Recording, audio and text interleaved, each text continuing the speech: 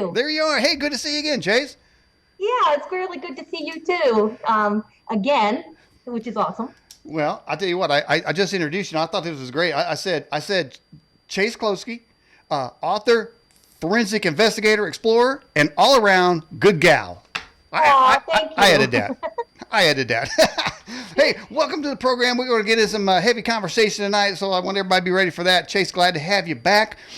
Before we get going, for those new viewers that are obviously going to be watching the show, I want you to sort of reintroduce yourself. Who are you? What you about? What you doing? Yeah, I'm a UFO investigator primarily, but I get asked to help out with paranormal or Bigfoot or I guess if you don't know what it is, I'll go look, right? Mm-hmm. So I find myself in precarious situations a lot. But I really honed in on knowing that what our witnesses need is not another story. They need evidence and they need admissibility. And that's really where I've turned my trade is just really get really good at that. Got an international certification in forensics, and that's what I focus on now. If it doesn't have the opportunity for evidence and collection and analysis, I kind of don't want to go anymore because we have tens of thousands of other reports and stories. And we also have tons of people that do that. So I really focus on this. I'm really attached to the Stars Academy right now. I don't think there's any other game in town. They changed everything, the actions of a rock star. Wow.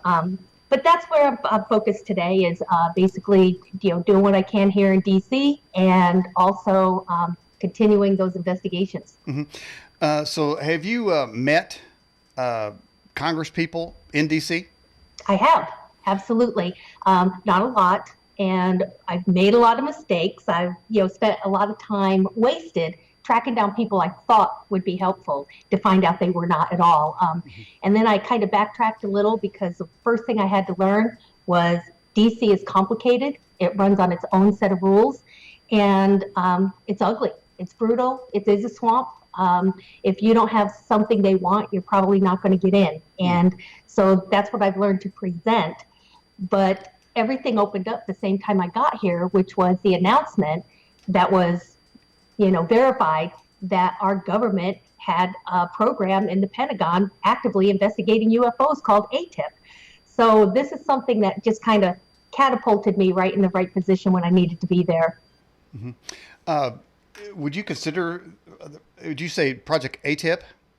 Yeah, this was what the project was called. It was a program in the Pentagon that went over just a few years. It started out with another name, and that was the Bigelow. It's kind of complicated, and I don't want to get in the weeds too much here, but honestly, our government is not only admitting this now, the Navy is drafting policy for anybody in the Navy that has one of these sightings because they're coming out of the woodwork in a flood. It's ridiculous how many people now want to talk about what they've seen out at sea, in the air, and now we're having Marines and Army.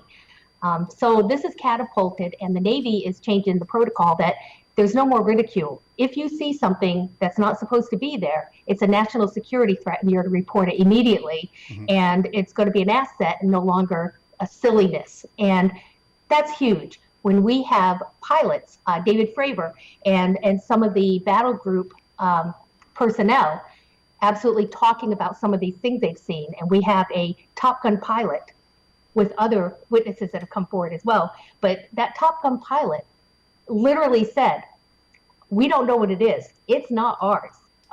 It is unknown, and it's a national security threat.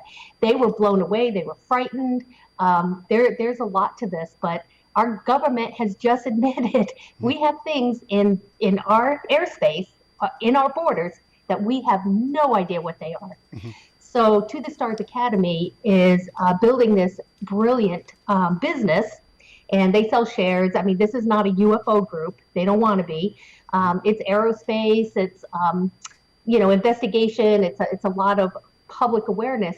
But they also just made a deal with the Army that some of the material and evidence that they've collected, allegedly from craft that the government has found that we don't know what it is, and the Army's going to do a study with them and take a look and partner with To the Stars Academy to figure out if there's any kind of application that can be used, not only civilian, but of course military. Now at Branson, they talked quite a bit about the To the Stars Academy. George Knapp did, and Yes. I think that was a very interesting thing there. But let me see if I've got a picture I want to bring up here. If I have it, when I don't see it right here, I'll bring it up later. But he was talking about that To the Stars. Now, are you like a member of it, or how's that work? Um, I'm close to the guys, and I'm hoping to have something to tell in a week or so. Hmm. So I'll just say it that way for now. But yes, I talked to Lou quite a bit, and they really don't have a big relationship in the UFO field. So my connection with him was I was his first interview when he first came out. Of Hmm. course, I'm like I want this interview. Who is this guy? Are you kidding? Right. The Pentagon has a UFO investigation department. Really, it was great, and we really hit it off. And I know the reason why. Here is an extremely honorable veteran that retired. He did his full tours, and my husband is a retired submarine commander, and I know this guy. He's part of my community, right? So we just really hit it off and understand each other very well, and continue to talk behind the scenes quite a bit. Wow. And I think we have a picture behind me right now of you with George Knapp and Hugo DeVaris, right? He's so funny that Hugo kills me. He's a riot. But George Knapp is he's very important to us because he's a legit journalist. This isn't a UFO guy, right? Hmm. He works at KLAS in Las Vegas. He's been doing this for years, but he's not only part and one of the most trusted journalists. In fact, he's number one when things have to go out. From Robert Bigelow, Skinwalker Ranch, Hmm. even To the Stars Academy. You'll see that George is usually breaking this, and also with Senator Reid, who's very important and really pushed this UFO, get it into Congress. Let's get the conversation going. And George Knapp had an amazing interview. I think I played that in my presentation. Hmm. Yeah, it was great. And so, yeah, you got to meet a lot of people there. And you had, as far as I'm concerned, one of the most compelling testimonies and that of all the speakers. Thing that I was impressed with, Chase, is that on this show, upwards about 900 interviews since 2004, and most of the people, when it comes to UFOs or alien contact, whatever, are investigators. They don't actually go past the investigation. And from what you said there at Branson, it looks like you went way beyond just the investigation. So we'll be talking about that here in a few minutes. So you're now you also you used to be with MUFON, right? Yes. I'm no longer with them. I resigned all positions. Right, and I understand there was. I think you may have mentioned that on the last show, but I'm kind of hanging the. I want to get a section of time just for what happened to you with the contact, but I really want to kind of prep it with some of these other conversations around that because I think it gives it a good context. But you were saying that you changed from, say, I don't know, maybe the secular side of MUFON to you said several times actually that if you go out there again, you're going to want a Jamie Walden out there or a Tim Alberino, and now these are obviously two very strong men in the faith, and they don't know a lot more than me. That's for daggone sure, but Me too. That's why I need them. so I might have to join you on that, man. If I go out there, I'm going to call them up too, man. I'm an alpha male, but I'll be a scaredy cat. It's crap running around there at the forest, and I'm all alone, man. I'm gonna call up Tim Alberino and Jamie Walden. He's a veteran, right? And man, Yes, he's a Marine. so that's who you want. I don't think you want to have some secular dude that's saying, here, let's hug a tree or check a Ouija board. Maybe the apparition will go away. I don't think that's the right approach. And I worked with them before. I'm part of Timothy Alberino's expedition team called Inca Quest, and we had just done a nice big thing in Peru that Timothy will be coming out later with. But he was with us, Jamie. Yeah, there's Jamie and I picking up DNA samples off this toddler toddler mummy that was about 2,000 years old. Is that the center picture? Yes. And then it looks like you're having a good time on the left there. Oh yeah, that's all the crew. What And a great time. that's part of your description is investigative explorer, and it looks to me like you're doing some exploring there. What were you guys looking for? DNA. I have a little over 300 forensic samples just in mummies and biological materials. Let's put it that way, and even some metals. I'll have to throw that in there as well. But this is what I've learned to do, and I follow the Institute of Justice policies. I don't skip one beat. This is the exact same procedure and method that a homicide detective would use as well. And this that I have in the background now, what is that? That is the only certification that is out there for anybody that wants to become something tested somehow in forensics. There is no course in forensic collection. There's no college course. You can learn to process evidence, but there's nothing out there that tells you paper or plastic. Hey, I found this bone. Do I put it in, plastic or paper? What is the protocol? And truthfully, this certification helps you with that. But the truth is, every single forensic collector has their own procedures and has their own things that they do. I know that I've kind of nailed it because I've never had a single contamination. Wow, that sounds fantastic there. Yeah. Interesting. Now, next week we're having on the program David Pilatus of Missing 411. And he's amazing. I love him.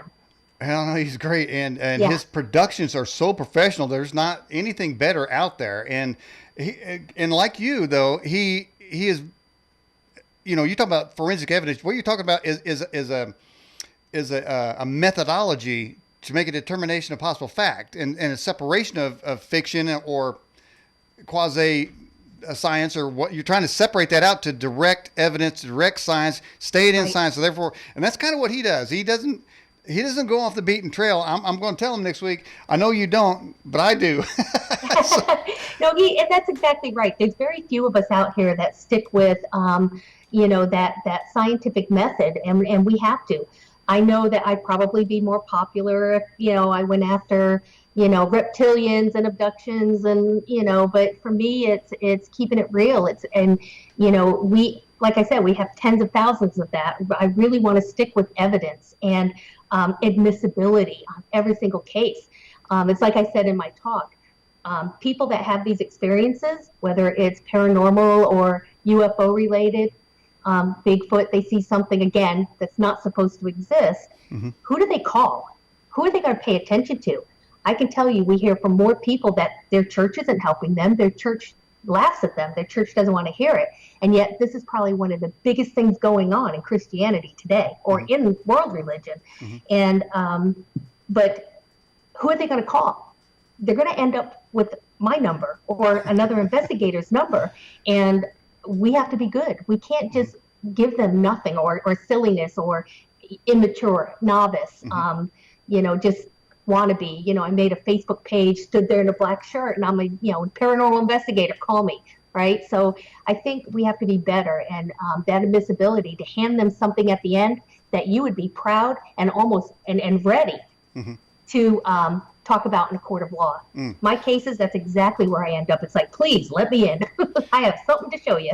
Well, on that note, has this happened to you where somebody has reached out to you that your sense, maybe I suppose, and I'm sure you've developed a sense now, but they say, hey Chase, man, I got an alien over here. Can you come down and check it out? I mean, you don't just drop everything and go running, right? No. How do you weed through that kind of crap?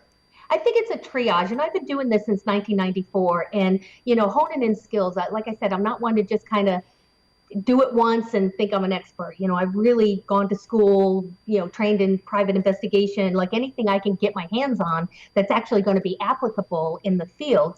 And I think that's it. But a lot of it is just having that. I'm a mama. Like, I knew when my kids were lying, or I knew when I was being played.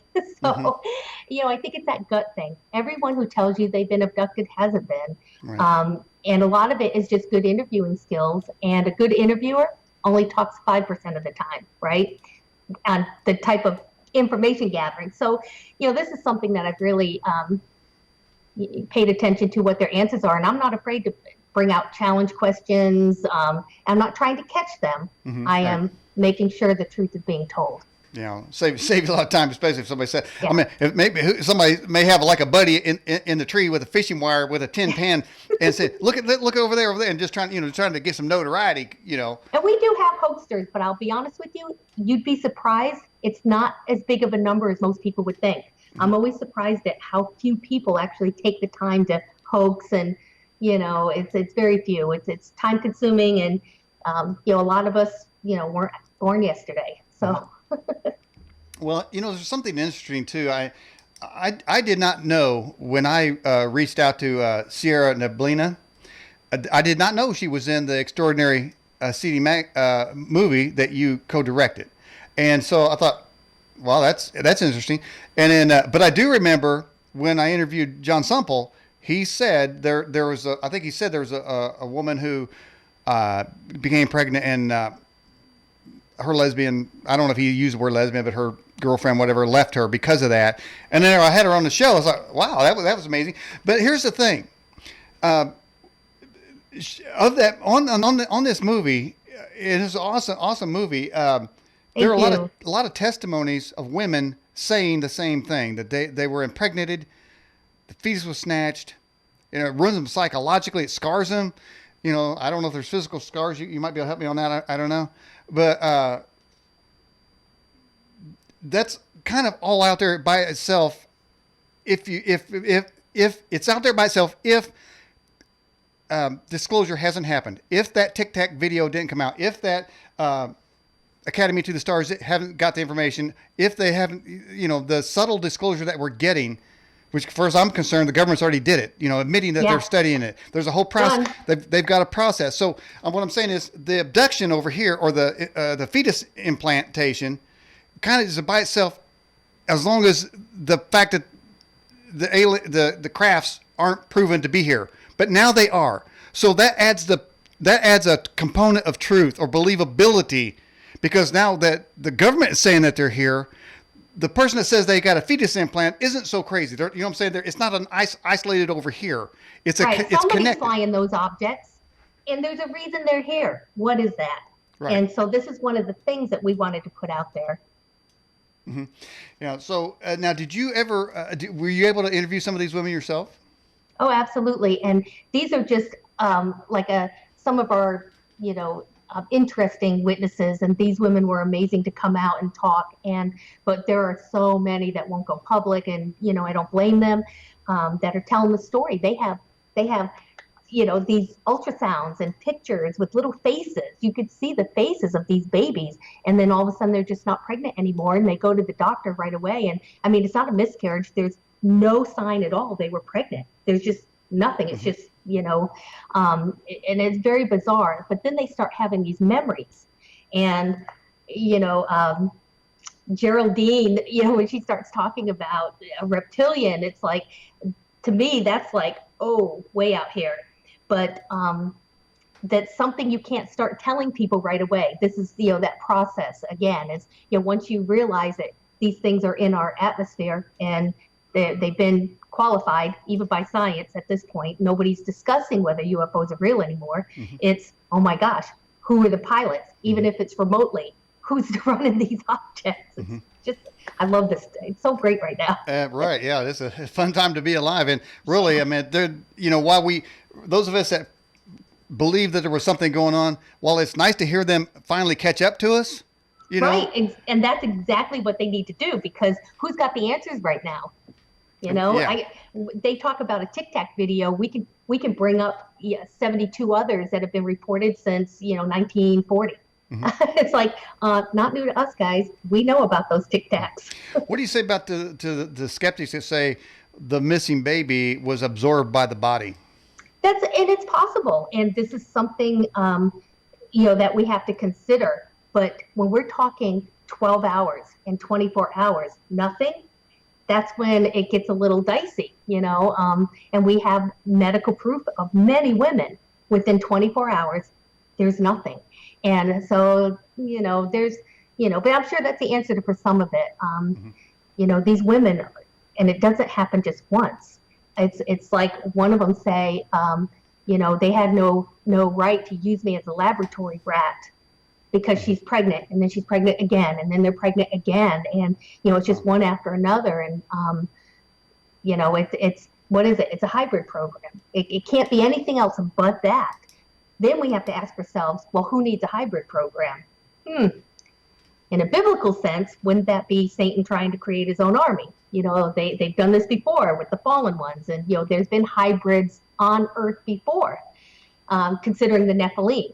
So, what happened to them? Well, of course, they were wiped out. But we have to admit there have been hybrids here before. So, is this really that crazy? I don't know. Read our Bible. Wow. Hey, we've got a question come in from Dreamwalker. He said, could some of these UFOs be related to Project Blue Beams? Absolutely. Absolutely. That is a great question and something to bring up. They could be. There's a lot of them that are our technology that is just R&D, and they're top secret, and they're just not ready to be revealed yet. So we know we're chasing ours and theirs.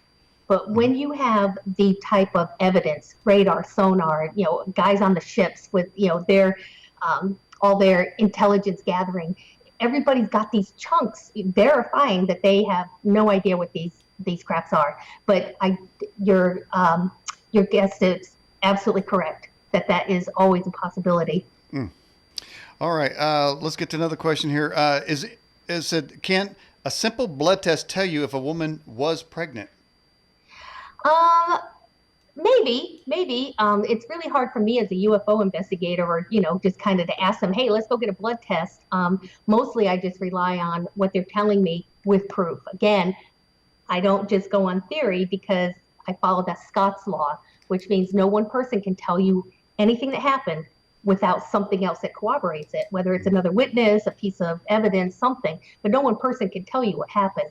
And that's honestly probably 80% of UFOs reports. So, to me, it's, if they're not admissible, I'm not going to bother, because they wouldn't pass in a court, and you would believe it. You'd be like, well, okay.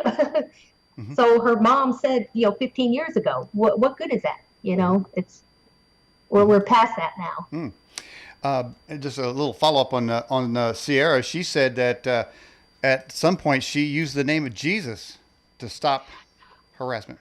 I am so glad you brought that up, because even the abduction specialists, whether it's Yvonne Smith, who was featured in the film, Barbara Lamb, featured in the film, but Kathleen Martin, who was the niece of Betty and Barney Hill, and of course, that's a notorious case back in 1962 up in New Hampshire. And they'll all tell you the only thing that stops an abduction is invoking the name of Jesus Christ. And I'm just looking at them like, do you guys not think that that's like the most powerful piece of evidence we have right now? That what we may be dealing with isn't just beings from another planet, that maybe this is supernatural. Maybe this is exactly what the Bible said was coming. If you can evoke. So we have like two ways to look at this. If invoking the name of Jesus Christ stops an abduction, then they either are evil and have to listen, or they understand the grace and the saving of Jesus Christ. So, blood on the cross, it's, raising, they understand him too. So it's either one or the other, because that's the only thing that stops it. Wow. Is that great? Like, isn't that the craziest thing? When I heard that, I immediately started following L.A. Marzulli. I immediately picked up, Steve Quayle and Tom Horn, and I'm just like, wait a minute, because to me that was profound. The only thing, come on, right? It means something, and it means something big. Wow. I'll tell you what, man, there must be a Holy Ghost in this program, because you was talking, my hair was on the back of my neck thinking, wow, you are so profoundly right on that. That, and the way you said that was so good, Chase. Wow, thank you. And it's interesting. But I believe it because I was just so blown away. And, I'm not the most faithful, I'm just not. My husband and I are saved. We're good people, and we know that's not enough. But we are saved. We're just not really good at it, like going to church every week or whatever.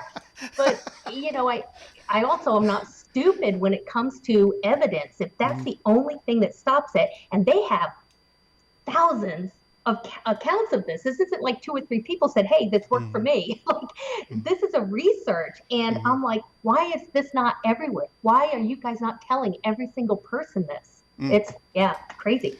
Yeah, I would say I agree with you. I don't feel like I'm good at it too, but it's good to know people say that we feel are good with it. But this is fascinating too, because George Knapp was saying something, Chase, if you remember at the conference, how that he kind of said that he felt sort of that the group there was closer to the truth than many of the people that he speaks to.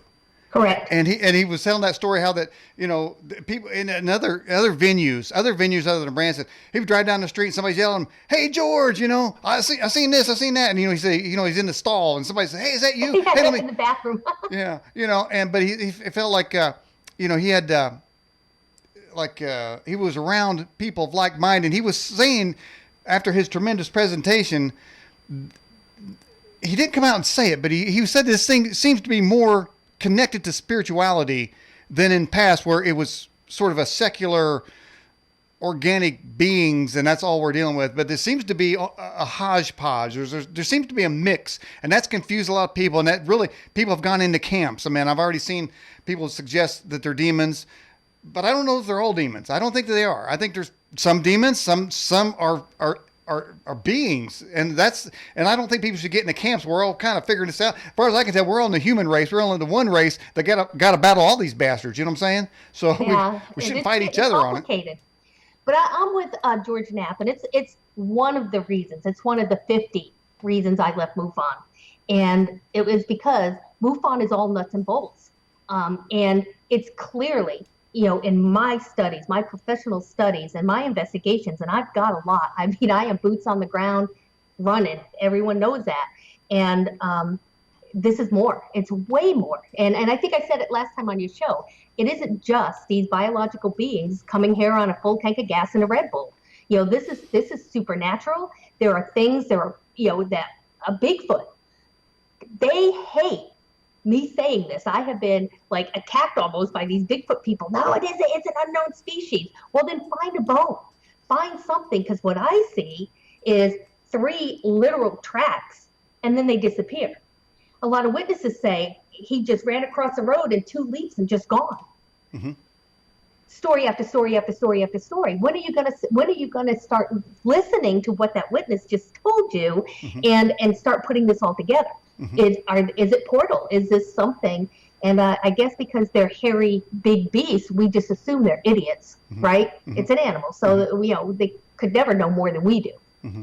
In most of the UFO organizations, those with Christian beliefs really were never offered a seat at the table. Absolutely. And they couldn't really even stand them. And what a turnabout, fair play, because we've got more answers than they do. And there's no getting past the fact that all these people have said that the name of Jesus stops abductions, it stops visitations, it stops all kinds of stuff. They've got to explain that, because there's too many people, non-believers. I think it's non-believers as well, is it not? I don't know. It is. Absolutely, non-believers have said that, and that's when it's really striking that they heard this and they say, the next time I felt something was going on, I couldn't move. I'm trapped in my bed. All I can do is scream in my head. I can't even move my mouth. My husband's laying right next to me. I can't wake him up.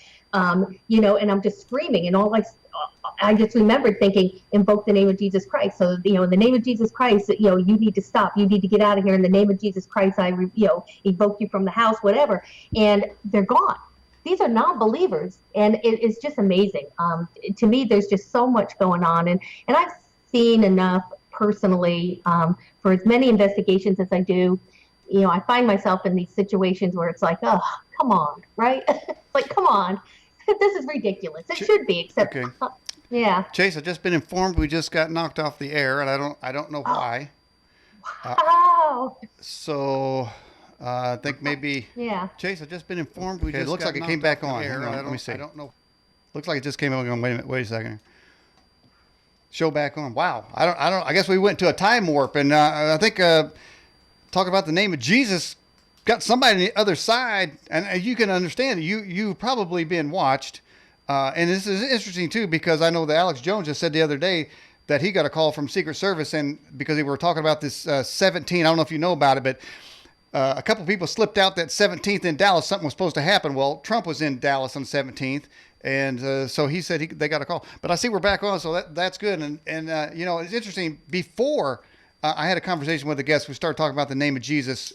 So I'm not saying it's connected, but it sure is freaky. But this day and age, Chase, you can't say coincidence anymore. I don't. Yeah. Like Steve Quell says, there's no more normal. Nothing is normal. And you know, especially as we're moving into this disclosure period, this you know, time where we've got to come up with some answers. And you're right about the Bigfoot just sort of disappearing. There's a lot of anomalies out there, and I wonder, sort of, the Bigfoot people are kind of like the UFO people were. If you say I've seen a Bigfoot, then you know you're a nutcase. You know, obviously it was a monkey running in the forest. You know. But then we have these scientists, and what George Knapp was talking about was NIDS, and this is you know, some of the best known, most educated. They're the elite in science, and they were all brought together and put into Skinwalker Ranch. And the stories they came out with were like, "Are you guys friggin' kidding me? Like, and I'm crazy, like chasing UFOs, and you guys are seeing, you know, big dogs and, you know, portals and, you know." But these people, they're scientists. They're highly educated engineers that worked on the SR-71, and we wouldn't even have that plane's, you know, afterburner if it wasn't for this engineer. These are the people, and you know, I have to pay attention. It isn't just what the witness is saying; it's also the credibility and, you know, even the understanding of a physics. So we like our big guy. You know, it's kind of like the kid that saw something while he was out, you know, getting high with his brother and smoking a joint, you know, and getting some weed or whatever, and then sees a UFO. Well, he probably did, but I can't use him anymore because he was smoking weed. Right. You know, these guys, their credentials are so amazing and so perfect. Mm-hmm. Our astronauts, the most trained physically, emotionally, education. They understand every little procedure, every little thing going on in that space shuttle. These are the right stuff. These people are best of the best. But when they come home and say, "Hey, we saw something, you know, that was watching us and it wasn't human," we're not supposed to talk about that or listen to them anymore. So this stigma's gone, thank friggin' goodness. And just want, you know, the listeners to know, this isn't just, you know, people or Joe Plumber. And Joe Plumber probably wouldn't lie to save his life either. But we really do like our pilots, our trained observers, and our most elite technology that catches evidence of these things, like we see in the Nimitz video. Mm.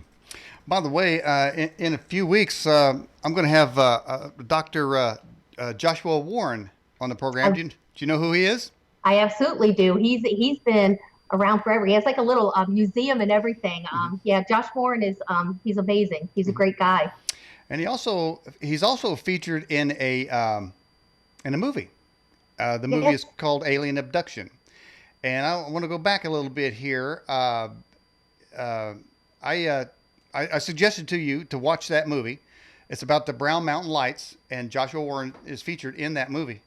And then wasn't too long later, I got a email from you, and I can't remember exactly how it was, but it was like, "OMG, Daniel." I won't be able to sleep for a week. OMG, Daniel, you're not even going to believe this. Okay. And I thought, what? It's clear. The problem was I watched it when I was completely alone. My husband was working late, and I'm watching, and I'm just like, oh my gosh, like, this is scary. It was good though. I did finish it, but I was just like, oh my gosh. There's a certain part of that movie where the aliens are around, I think it was around a barn, even around the house, and they all run and they get into the guy's truck and they hightail it out of there because they just seen an alien. Now, I believe you experienced that exact thing. So let's get into it. Let's talk about this story that you told in Branson, and I'm just going to give you the floor, and you just Take your time. Give us all the details you can possibly think of. Let's hear it. Okay, it was again, Daniel, it should be the most ridiculous thing you're ever going to hear, except this is exactly what happened. I was there. I know what I saw. I wasn't the only person there. This was one of the investigations that the minute we got back to the witness house, we called the state director. There were many other people up there investigating after. So this was a big deal. This is a really big deal. But what I'd like to focus on is exactly what happened to us that night. And this was, I had a witness call. This is in 2010. A witness called me saying that he was, seeing these orange orbs and some things around the house. And very credible witness. He lived out in like really backwoods Tennessee. I think I joke and say I've never seen that much corn and nothing for like ever. Like driving down a road, I've never seen that much nothing and corn. But it was one of these, just really compelling UFO encounters or reports that, the more I interviewed the witness, and this was more than one or two times, I just knew I had to get out there. Well, this is also the same time that Nashville and all the way to Memphis, they had that epic flood. And so that postponed us for a little bit. And as the waters were receding, I kept track of when I could go out there. So I was supposed to be out there like the next Saturday. And then Thursday he calls me and says, there's things going on right now. And this is what happens when all hell breaks loose. So I'm like, that's it. Get my go bag. It's in my truck. I drive up to Memphis and I pick up the other MUFON investigator and we take off. And we get to his driveway, and he was waiting for us. And I think the first thing he said was, "Oh my gosh, thank goodness." He says, "I wasn't really sure what you guys were gonna look like or be like," because I'm driving to a stranger's house and he's getting one too. So that was kind of good. It was a good impression. But immediately he asked us to walk to the edge of his driveway because he's like, "Look, it's already going on. This is what I was telling you about." And he started pointing up to the sky, and there's these it took my eyes a minute to focus in and then just see what he was really talking about. But there's almost like these star things up there, and you'd see them come together in a formation, and they would move in a formation, and then they would just be gone. And observable movement that is something that we, right angles, they stop. It was just, this is exactly what we're looking for. I've been here 5 minutes and I'm already like wanting to happy dance because this is some of the best stuff I've ever personally witnessed. This is so cool. But I'm on my, my little tablet, like I'm looking up satellites, I'm looking up where's the ISS, our usual suspects. And, it isn't just accept that. There's a lot of work we do hitting checks. So it was a little bit, if you got bored looking at this one, he'd say, look, they're all over. And I was just like, what the? I didn't want to leave. I didn't want to take my eyes off it at all. We're trying to do everything we can. I don't even have my equipment out of my car yet. It was like, Then the witness asked if we'd be okay going to the cornfield that he has down the road. And it was because it had a panoramic view. This was like hundreds of acres. I'm just like, when we first got there, I'm like, this is all your corn? Like, what do you do with all this corn? Like, it was crazy. Huge place with a perimeter of trees way down the road. This is all his property. It's just, that's how big it was. It's also not in a town or not even close to one. So there's no light pollution. The sky was so friggin' amazing. But we decided to jump in his truck. Like, looking back on this stuff, what am I thinking, Daniel? I don't know this guy. Yeah, let me jump in your truck and go to a cornfield, right? So anyway, he pulls up and we get out of the truck, and I'm setting up equipment on the back on this little table, and the other investigators walking around, and we were able to get into the middle of the cornfield because this is April and May. And so the corn's only like 4 or 5 inches high. It's real pliable, no problem. Waters had receded enough that we weren't sinking in mud, but you could see every move we made. So started getting all my equipment out, and all of a sudden, again, the witness is getting, just so happy. He's like, oh my God, here it comes. This is exactly what I was hoping. This is why I told you to come up. I mean, he's just beyond himself excited. And I knew what that feeling was for him. It was, someone else is going to see what I've been seeing and tell me what this is. So I look over, and sure enough, I see this light coming, and it's pretty bright light, and it's kind of heading towards us. And I'm like, oh my gosh, and you get that spider sense at that point. And then I had two more lights show up. I'm like, oh my gosh, there's three. And as it's getting closer, I could see very clearly there are edges. It's like this is one object with three lights. It's not three independent lights. And you can see them blocking out stars. And it's huge. It is so big. And it's silent. You don't hear anything. At that point, we couldn't even hear a cicada. I'm not hearing frogs. I'm not even hearing a wind. It's silent. It never changed height, speed, maneuverability. Like it just, it doesn't glide. It doesn't fly. It's so hard to describe how it moved. But it literally came over that entire cornfield. I could put a magazine up, open the magazine, it wouldn't even come close to covering that craft. It was huge. I'm blown away. I am like freaking out at this point because the minute I start seeing this, I've got my cameras. I have 4 cameras, all different makes and models. I am picking them up, and everything is done. Nothing is working. And I'm so frustrated because how many times do we hear somebody talk about, oh my gosh, I saw this great thing, and you're like, well, didn't you think to bring your cell phone? It wasn't working. Like, why don't you have a picture, right? Anyway, everything, I'm thinking total battery drain. My trifield meter isn't working. My mel meter isn't working. I can't get any EMF. I can't even check for a radio signal. I dropped an F-bomb or two because I'm like, I'm about ready to throw this effing camera across this field. I was so mad and frustrated. And at the same time, trying to keep my eyes on everything so I can get every detail I can. As the triangle, flew over us, and like I said, it just kept going its merry little way, and we kind of watched it go away. And the further it got away, all of a sudden I noticed a couple lights on, and I'm like, my equipment's back on. I don't know if it was jammed, I'm not sure, but battery drain is something that's very common in paranormal, Bigfoot, UFO investigations. So I just decided, you know what, I'm going to change the batteries anyway. But at this point, the witness is all excited saying, that's it. Like, what is that? Like, this is ridiculous, right? And, and the other investigator, she's just looking at me, and I'm like waiting for the witness to turn around so I could be like, what? Did you see that? Like, and happy dance a little, right? I was so excited. And so I started taking the cap off of my trifield meter, and all of a sudden, it was like I just kind of had this weird feeling. Those spidey senses were still there, and they were getting more intense. And I said, hey guys, I said, does anybody else feel like you're being watched? And I don't mean from up there. And it was about time I put my hand up, and this very physical thing just hit me. And I have never felt terror or fear like that in my entire life. It was not fight or flight. It was fight or flight times 1,000. The only way I can describe what that felt like was horrific, and every single cell in my body knew what terror was. And I just remember turning, and I started running. When I started running, I noticed the witness turned the same direction, and he went running too.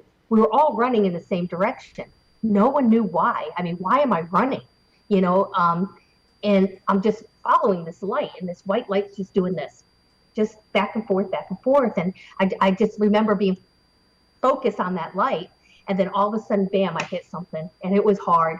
And I just remember reaching forward because I was going to fall back. I hit him so hard, and it turned out to be the witness. He had stopped. Remember, this place is dark. It's like I can't describe how dark it's bad, this cornfield. And I just heard him say, what the F is that? And he had one of those halogen big, I'm a hunter type flashlight, big chunky thing. And he said, what the F was that? And it was in his left hand, and he swung his hand out, and not 6 feet from us is this being. And my first thing I remember thinking was, his legs aren't normal. Like, this isn't normal. His legs are way too thin. And then I think the very next thing I thought of was, oh my God, this is not the cute little Roswell alien. What we saw was, it was just odd. And I looked at it right in the eyes. It was not 6 feet from us. I could have lunged it. And then the next thing I know, I'm just running again. I don't know why. We were just running. All of us, the other investigator was already at the truck, and Beck should have said it was one of those really high trucks, and she was having a hard time getting in. The witness just runs and throws her up like that, throws me up in the truck. He runs around. We left that cornfield so fast. Excuse me. We caught air coming out. We get up in his driveway, and of course the witnesses really, nobody's saying anything. Nobody's saying a word at this moment. And it was, I think I was the first one that just kind of chuckled and said, like, what just happened? What is going on? Because now I realize, I don't know when that fear left, but at that point it wasn't with me. But I'm thinking back on, like, why did we run? Like, what is going on? It was very confusing. It really was for a while. Very shocking, actually. And yeah, we got up there. It was strange. Yeah, that's a big one.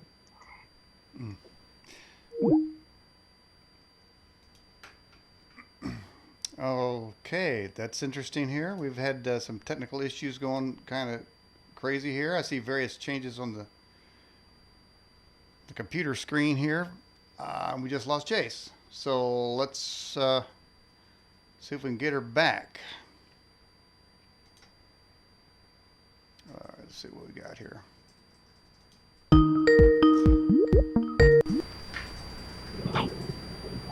Hello, Chase. Yeah. Wow. Was that you or me? It wasn't me. Well, I couldn't tell you. It just looked to me like the whole thing you just went off. Went down. That's what I got. I just got this like screen, like it just ended. My screen didn't even stay up. That was so weird. There's two anomalies right there. Crazy. That never really happens. Wow. Okay, but the good thing is we're recording it on this end, so 100% of this interview is going to be posted, and specifically the Jesus part. I'm going to make sure that's in there. If not, if the Jesus part, go ahead. But this cornfield experience was so baffling because even as I'm driving home, I'm thinking, come on, guys, that's BS. I'm calling BS on this. Like, nobody gets all of that in one night. And what was that being doing there? So, but once we got back, I realized the investigators became witnesses. So we had to call the state director. We were making all our calls, getting more people out there because we couldn't talk about it until we were all interviewed separately. And then, all the things came back to me. I'm thinking, oh my gosh, there was a being there. There's footprints. Like, I have to get back out there. So we were back out in that field.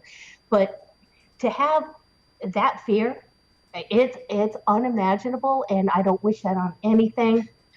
And it was brutal. Every once in a while, like I'm driving down the road or something, I'm by myself, it's late at night, and I'll start thinking about this, and you get that little twinge back, and it's like, stop the car, get out, walk around, get some fresh air for a minute. Just don't want to go back there. But what I do know is whatever was going on there, we weren't supposed to be there, and that was the only way to get rid of us, because nobody saw the being and got scared and ran. That's not what happened. We didn't even know it was there. When we ran into it. In fact, we ran straight to it and then left again. There was no option to stay. I just remember, even when we were running, I remember thinking, wow, I'm running really fast. like things that were going through your head.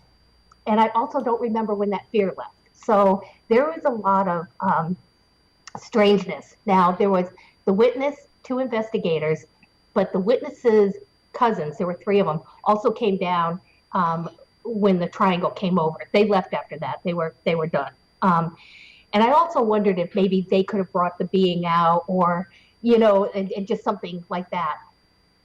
And I knew that was ridiculous, but I had to investigate that. And all the photographs just show. I could see where our feet were. There's nothing else around there. They couldn't have walked those out there. They would have left a trail. And the other part was, I saw it.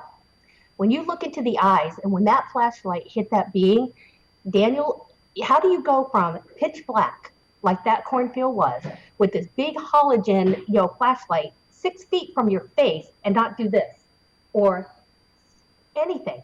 There was nothing except these big black eyes that were just as real as could be. I'm like, done. I'm like, there's so many oddities. And the legs not being normal, we realized later, the way the being was standing in the flashlight, we were only getting the sides of them because they were way too small to hold them up. And I realized the light wasn't showing us the whole leg.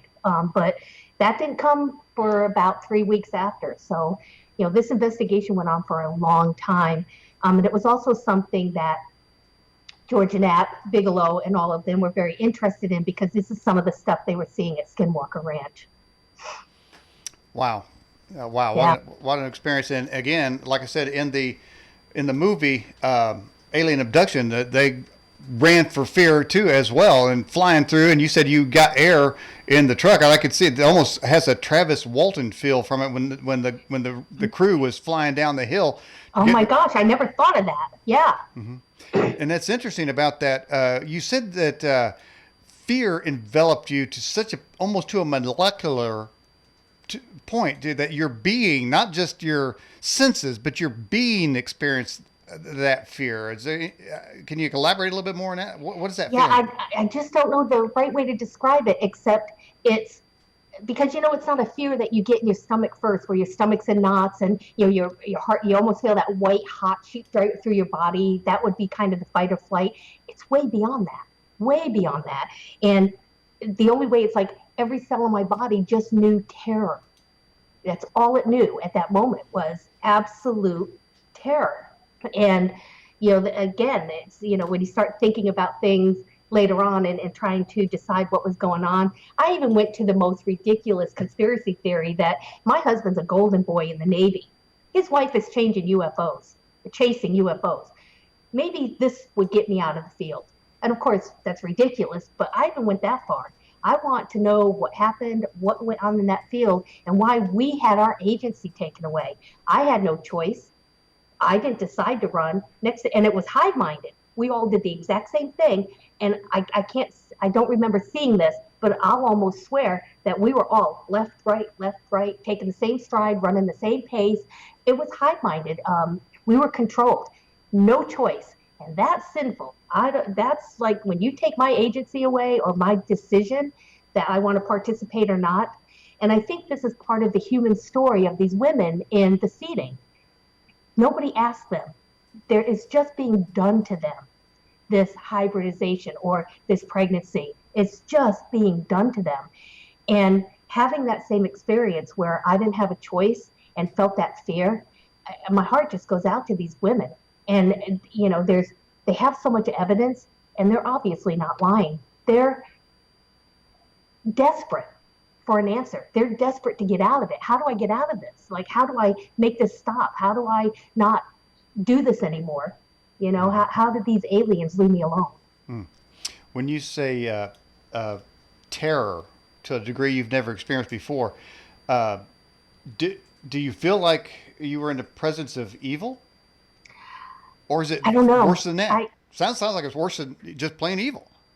And I kind of considered that, because when you think of what that kind of fear is like, it's like, is that hell? Is that what that feels like? Is that what it's like being around demons or Satan? It's like, I don't know, because I don't play with them. Like, I'm the one in a paranormal situation and I hear get out. I'm like, okay, I'm gone. So yeah, I just want the EVP so I can have something, recordable. But okay, I'm not that much of a wuss. But if I start feeling things are demony, I'm not playing. And I will fully admit the reason I don't is because I don't have that armor, and I know it.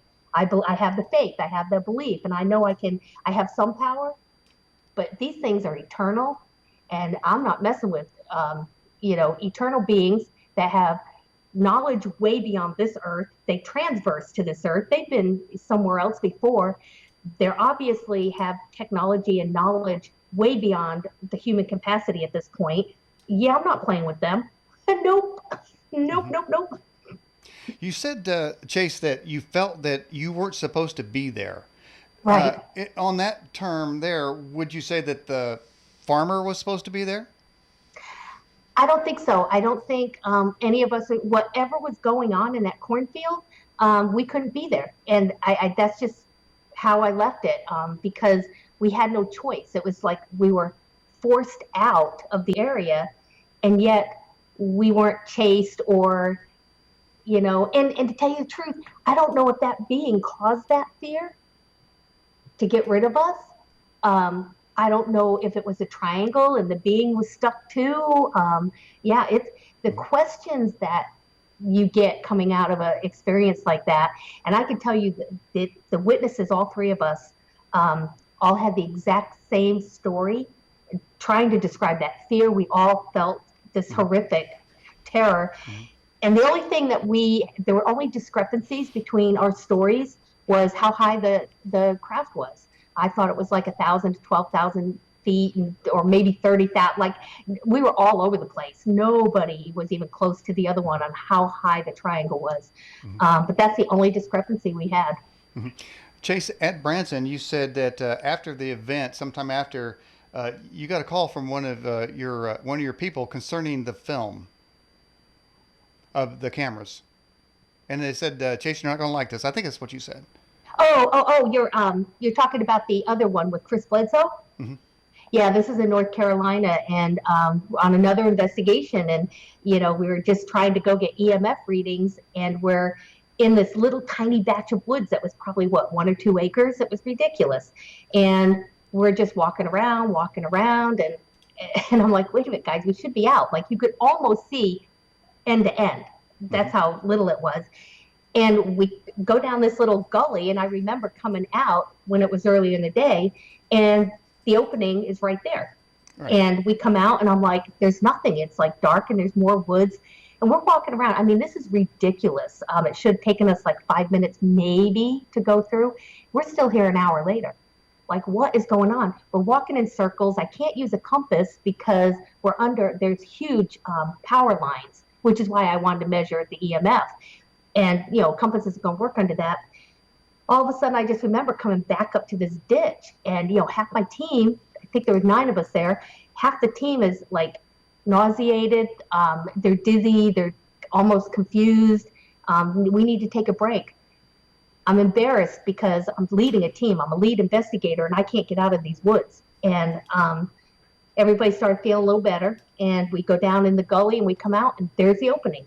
Huge opening, just like it should be. And I'm just so annoyed, right? And then one of our evidence techs calls me a couple weeks later and it's like, Chase, you're not going to like this. And I know he knows what I'm not going to like. And I just knew it was going to be bad. Mm-hmm. And I'm like, what? And he says, all 3 of our helmet cams are missing 8 minutes. Missing. So it sounds to me like there's missing time. I guess I watched too many movies. That reminds me of Contact, when Jodie Foster came back and the camera supposedly, was missing 18 minutes. And the other movie that now Susan and I just watched another movie. We suggested Alien Abduction to you, but your description of moving through that forest and not really coming to an end where it should be an end. We watched a movie called Don't Go Into the Tall Grass, and what happens in that movie? I saw that too, just recently. I had to repent, but I had to repent after that, man, because there's a scene in there where she thinks she's eating grass and she's not. Right. And I thought, that is freaking terrible, man. I'm not going to give the plot away in case somebody wants to watch it, but so you saw that movie too, huh? Yes, and it's worth watching, but yeah. And so, there's some oddities, in these portals and stargates, and the Bible talks about this. An angel comes down, and is it Peter or Paul that he gets out of? He opens the gates to the prison and he leaves, and these are how they're transversing. It's the physics that we don't understand, and definitely this portal or kind of that Stargate. And when we know that CERN is really close to doing this, in fact, many of us believe they've already mastered this, and it's going to stay with the elites. It's just like humanity. Like, if we don't get off this planet and become interplanetary, we're not going to make it, I don't think, right? So, but Elon Musk, makes these nice ships. It's not going to be me and you going. he's going to bring the scientists, he's going to bring the elite, right? Yeah. So I kind of wonder, like where a lot of this innovation goes. But I do believe that there's a lot more, and I know that now because of the ATIP revelation and the admission from our government. There's so much more out there when they admit that they have metals and metamaterials, not of this world, and the Army just got into a contract with To the Stars Academy to study this. What? Right? Are we living in this time? Right? Is it that crazy? Well, let me ask you something here, Chase. George Knapp was talking about that Skinwalker Ranch, and man, that was mesmerizing as well. That whole presentation there. But he said there was a part of there where he said that some of the investigators took something home with them. Now, I'm just saying we had two anomalies here on the show where the video just went out. How do you know? Because you were, I mean, you could have been at Skinwalker Ranch because that's the type of things they were seeing. You saw Skinwalker Ranch type anomalies right there. Yeah, I've had Did you do a cleansing? Too, I mean, what did you have somebody pray for you? I mean, how'd you handle Absolutely. And this is all something that if I feel I've been in contact with anything, that's exactly what happens before I come home.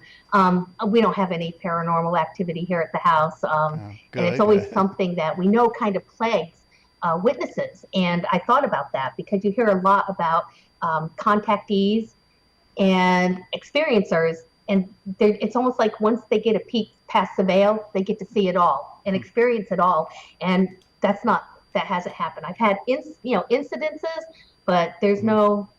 Yeah, I know it hasn't. Well, I've had various anomalies and coincidences, so to speak. But these things, because I'm aware spiritually that there's a whole lot going on, so I don't dismiss coincidences so easily now. Like getting back to Steve Quell saying there's no normal. There isn't any normal. It's weird out there, and it's getting weirder, Chase. I think we've got more answers than anybody else does. This side, the Christian side, has way more answers, and they have even an answer to the problem. Using the name of Jesus, every knee shall bow, every tongue confess Jesus Christ is Lord to the glory of the Father. That name, it says that name, every knee's going to bow. There's so much power in that name, and I noticed that no guest has ever said the name of Muhammad did anything. Just throwing that out there. Mic drop, bam. Just throwing that out there.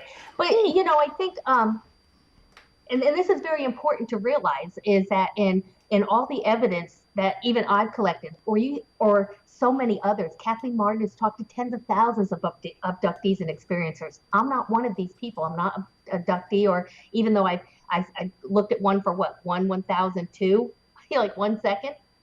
I'm not an experiencer or an abductee, and this is what they've come up with, and I just found it so profound that it changed my work from MUFON. Who, you're right, there's no seat at the table for the religious narrative at all, or the biblical narrative. There's no seat at the table there. And in most of ufology, there isn't. They just don't want to hear it. And yet there's more evidence and solid warnings that are right there detailed in ancient scripts than in the nuts and bolts. It's in the prophecy and Christian community, there are more answers, and that's where I stand. This isn't. It isn't really a choice. It's where the evidence has taken me. Did I like it at first? No. It's supposed to be aliens from Pleiades and Orion, star system. Right. That's what it's supposed to be. Yeah, exactly. And it's like, what? So at first you'll ask, when you talk to LA, you'll tell them my favorite thing. He'll be like, what's going on, Chase? Kicking and screaming, LA, kicking and screaming. Because I kind of felt like the whole biblical narrative I had to be dragged into, because I was just so stunned at, now I'm looking at real evidence. It's taken me down this path. I didn't start here. I wasn't supposed to be here. It wasn't supposed to go here. What the fetch, right? Well, I'll tell you what, I need to have a conversation with Giorgio Tertullio, man, because he's stuck in that narrative, and there's no room at all. I mean, it's alien seeded the whole planet, and it's all because the aliens is why we're here. And could possibly be God or angels, even though there's how many descriptions. I love Enoch, but it's also in Genesis, and it's in this book, and it's in this religion and Hindu. They just take anything biblical and it's aliens, period, Right. because it couldn't possibly be something as provocative and powerful as an angel. Yeah. We have the answers for the giants, we have ancient civilizations, and we have the evidence for UFOs. And so we've got a way more compelling story based on fact. And as you being a investigative explorer on the Inca thing, you're finding out that the more you find, the more it confirms what the biblical text says. And I wish people would understand that. The more you dig in and the more fact finding and analysis you get done, there's no question. There's just no question. And it's surprising. We can't change evidence. We can't change where this is going. And I really fear that a lot of people, because it's not the narrative they want, are going to miss it. Because I remember the first time LA kind of explained that in the Bible, the end days, even the elite are going to be convinced and lied to and manipulated, and they're going to walk away because this is just so profound that of course this has got to be true. Well, how do you change the minds or convince the most educated among us? Well, you bring in a UFO that is so technologically advanced, and you have them come out, and they're beautiful. They can't look like Satan. They can't look like, reptilians and bugs, right? They can't be big cockroaches coming out. So they have to be pretty. And they give us the cure for cancer and free energy and little tidbits. And then and tell us that they made us, the Anunnaki, and they fathered humanity here. And everything we have is because they allowed us to be technologically produced and, come up. How many people are going to be looking at that spaceship and thinking, of course it has to be true. I've been hearing this the whole time. And that's going to be the deception. That is how you can deceive the world and the smartest among us. Yeah, right. The story fits perfectly. It's a perfect explanation for that. But let me ask you something. Have you been in contact with the farmer since that event? I have. It started out, a lot of talking once all our depositions were taken and we were interviewed. And then it was just kind of, after months, it was time to just kind of back off a little and just move on. And just kind of contact every once in a while, like a phone call. Hey, what's going on? Hey, you getting any more stuff? Well, it kind of slowed down a little bit.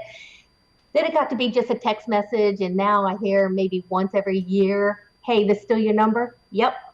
I'll let you know if I change it. Thank you. Uh-huh. And that's all there is now. But he didn't want to be the UFO guy in a very small town. He had small children still at the house, and he knows how this works, right? Mm. Wow, that being in a farmhouse like that kind of reminds me of that one UFO with. Who's that guy out there? Not Contact. He's out in the cornfield, and there start being crop circles. Signs. Yeah, that kind of reminds me of signs. And I wonder, has he ever said there's been any crop circles in his crops? No, and this is something the United States does experience a few crop circles, but nothing like you see in like England. And we're even finding things now in the snow. So in the Arctic and Alaska, it's in these very remote places that no one was paying attention to even 10 years ago. And of course, as population grows, we're moving further out. And we're starting to find even more. Really intrigued right now of what's going on in the Arctic. Yeah. And we'll see. I keep saying, Lou, we need to go to the Arctic. Paul Shishi out of the live chat says, did any of the witnesses have any marks or missing time? That's such a great question. When we got back, and we're in his garage, and the other investigator was walking down, because I'm like, can you call the state director? And she's walking down the driveway. She's got her phone. She's making the call. And the witness comes up to me, and he's clearly shaken. And he's like, Chase, you saw that, right? You saw that, right? And I'm like, yes. And he's like, what was it? And I'm like, we can't talk about this right now. And he goes, but what was it? And I just looked at him. I said, it was real. And at this point, Now I forgot where I was going with that, but what was your question? No, the question was, has anybody have any Missing marks on their time. bodies or missing time? Yes, and there was a moment after we kind of had that little exchange where all of a sudden I'm like, oh crap. And I went into my pocket, I pulled out my cell phone, and it was exactly the time it should have been. But I was like nervous doing that. When I was just like, oh, Wow. I don't even want to check. And but no marks, anything like that. Um, this is, I think, why we just came to the conclusion that whatever was going on, we were not supposed to be there. So whatever it was, I also have never reported I saw an alien.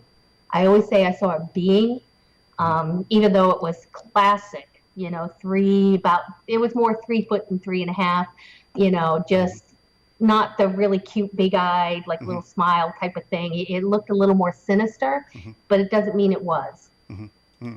Uh, Now this is where I come in because of conjecture.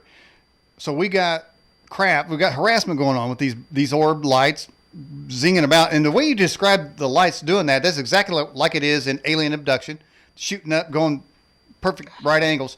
I couldn't believe it when I saw that. I'm thinking, have they heard my story? And of course, mine is like 10 others. Yeah, I know a couple other people, but that's exactly, they see exactly. I was just like, I was glued. And I'm like, I'm wondering, people that see those kind of far away lights per se. I wonder if there's an associated craft somewhere in the area like you saw. something to consider. That's actually a first time that I've even heard anybody say that. That is really a great observation. It's something we need to put on paper. I'm going to actually add that because that was a great one, Daniel. Good job.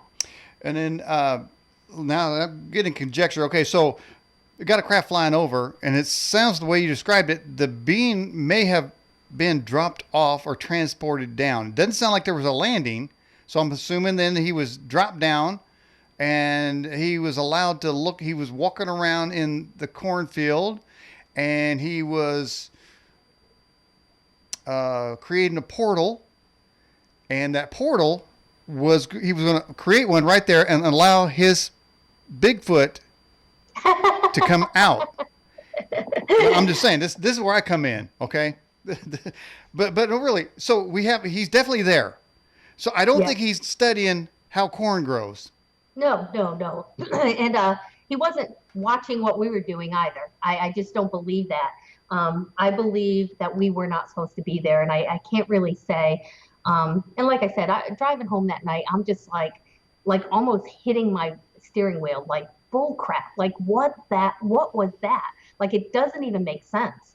And you'd think I'd come home and just want to talk to everybody about it. I didn't. I barely told my husband. I didn't tell my kids, my best friend. You almost have to process what just happened to you. It was very odd. But I think it made me a better investigator too, because now I understand when I put a color chart with every possible option of color on this chart, and I asked them what color they could see, and they would say, well, it's kind of like this, not exactly. I understand that now. When it's something that you just can't describe. I totally get it. When Susan and I met you and your husband there, I didn't get a chance to ask him. I want to ask him, what's it like living with a UFO lady? Oh, that's a good question. I don't know if he hasn't told me anyone's asked him that, but does he support you in your work? I mean, how's that? What's going on? That's something where we've always had the agreement. If the Navy was embarrassed or ever told him that your wife just needs to shut up, it's not good for your career, whatever, I would. That's even though I worked most of it, that's his career. I wasn't going to mess with that. I would have just shut up for a while and waited till he was out and start up again. But they never did. And I can tell you, he's always been not only supportive, but proud. When I wrote the book Admissible, he posted it right in his office, and it's right there that even the admiral would come in and say, like, what's this? My wife wrote that book, and and I have a children's book that I wrote, and that's up there. And he would just tell people. People after a while knew, and they would come in and say something.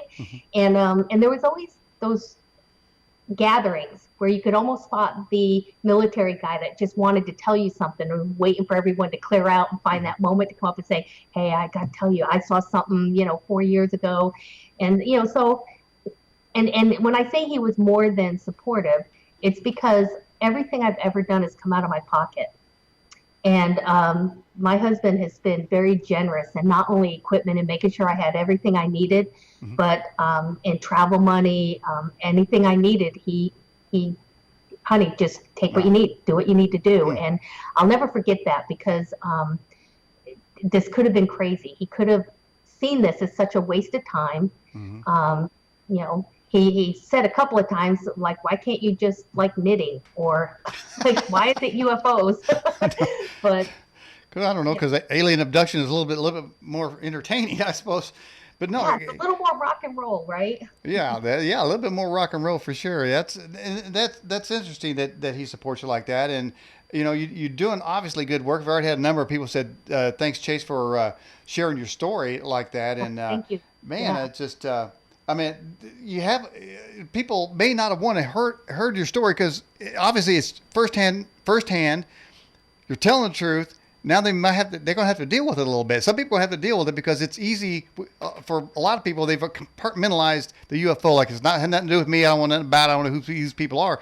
But if they're here, if they don't know something about, and this is the thing about the Branson conference, if you don't have this information when something else happens, like the ship comes down and says, "Hey, we're your gods," a whole lot of people, and maybe here's some tech too to prove it, and present a timeline. A whole lot of people are going to fall for that line.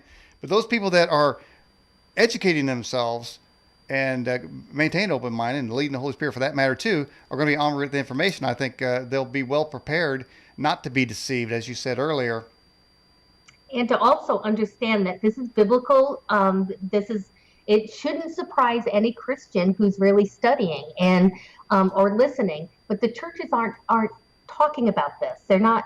I often said, I probably would have paid more attention in Bible study if they were talking about, the fallen angels finding women pretty and, having sex, and there's all these giants, and, even Goliath had brothers who were also giants. It's like, wait a minute, guys. Like, the first time I even heard the word giant, it never even struck me as, how odd is that? Like, what did they just say? They just said there's giants on this earth. What?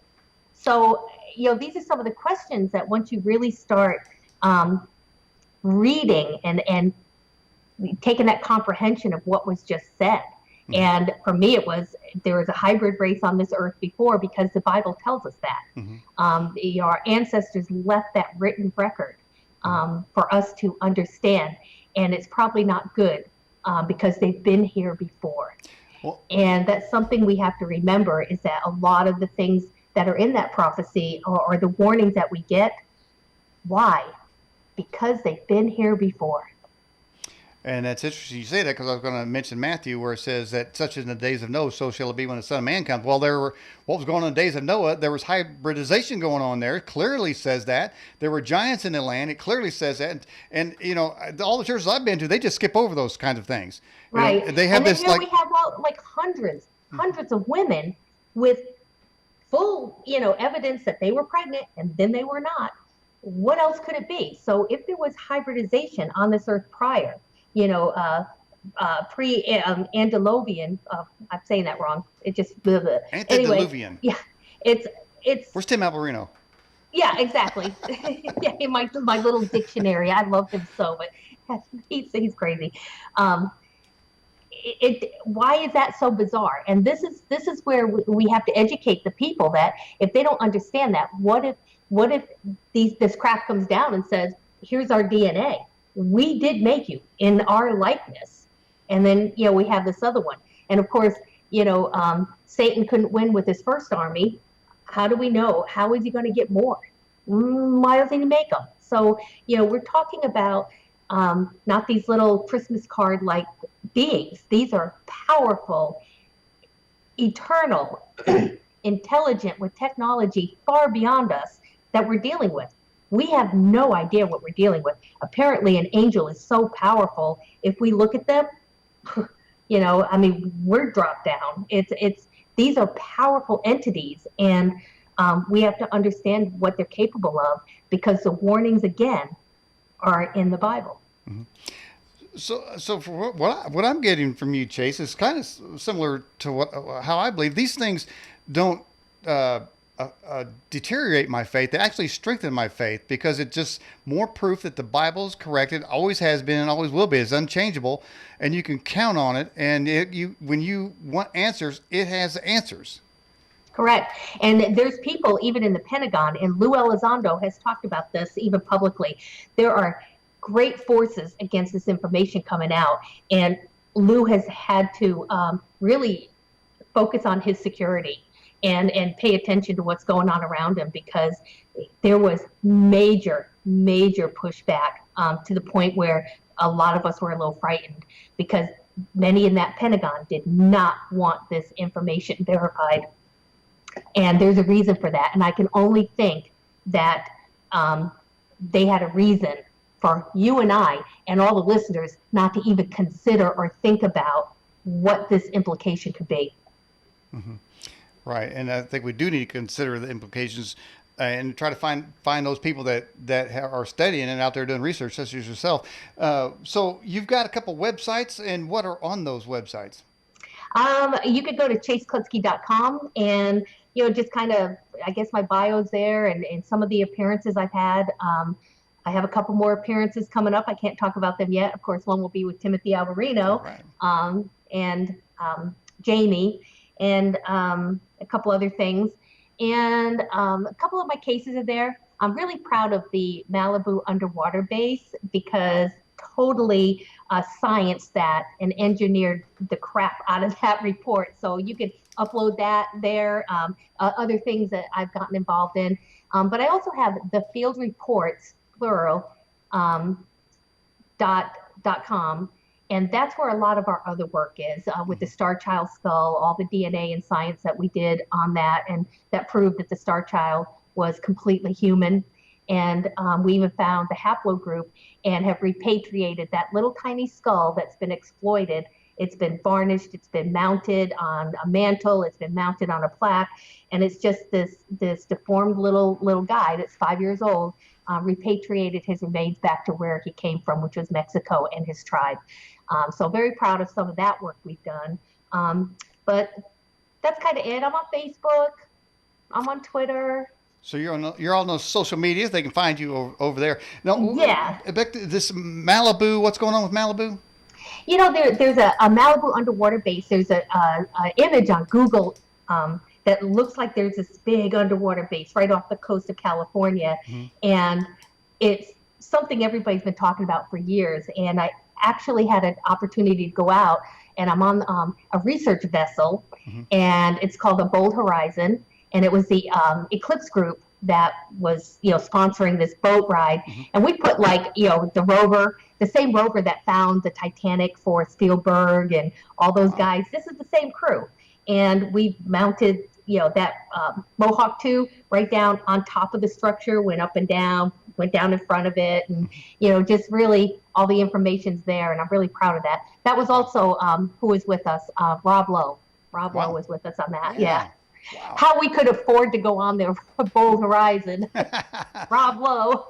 Wow, I'll tell you what, Susan makes me a mean drink called a Malibu Breeze. It sounds like I need to get one of those while I'm studying that myself. Yes.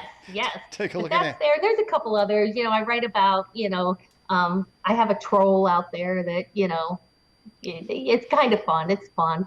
I don't get real sassy or, bother with them too much, because it's just how it is. Social media is brutal. I don't know how much longer I'm going to deal with it, but yeah, it's like, crazy. Well, L.A. Marzulli, he always says rebuke first, but I don't know. I would almost kind of hesitate with the rebuking, because I kind of want to see, Chase. If there's something, I kind of want to see it.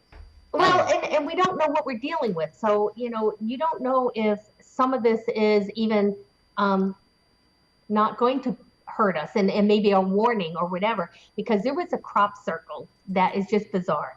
It's in England. It's got the face of an alien, like a gray alien, and it has a disc. And on this disc is binary code. Mm-hmm. It's the most bizarre thing. And on this you can just Google it. Just put, alien alien head, disc, crop circle. Okay. And look at this thing. And when they decoded it, it said, beware of the deceivers. Wow. There's a lot of information out there that we really need to pay attention to. And then, of course, a lot of the other crop circles are giving us this, of course, it's sacred geometry and some of the math. There was one they just decoded recently. It's the most advanced math pattern ever. And, once again, what's the message? It's not good. Wow. But my point was with that one is beware of the deceivers. Well, who's giving us that message? Who's warning us, right? So there's got to be some good guys out there. So I'm also not rebuke first, but my hand's ready right there at any moment. I got it right here. Don't mess with me. I'll rebuke you. You're ready to rebuke at a moment's notice. Yes. Well, that's all that's what we should be. Well, Chase, man, it's been awesome to have you back on the Edge television broadcast. So now your appearances do you put them on your website somewhere?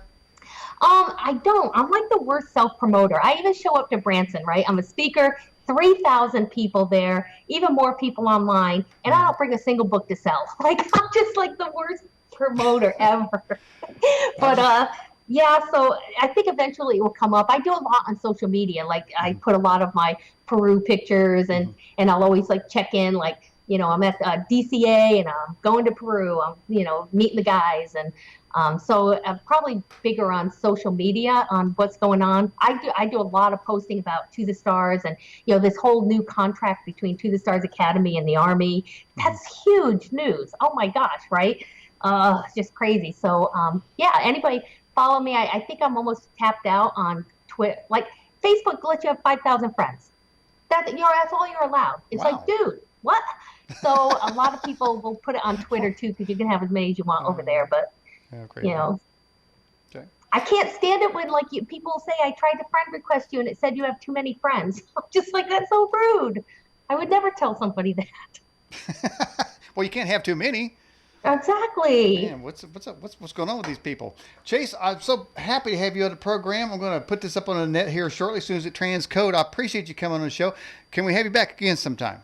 Absolutely. I can tell you that I'm taking a little break from, a lot of this, and your show is the only one that I make an exception for, because I just adore you and Susan. It was so great to see you guys again at Branson, and thank you so, so much for having me. I love your show. All right. I appreciate you too, and Susan's sitting right beside me, and she loves you as well. She says hello. I love her back. Thank you so much. Okay. Bye-bye. See ya.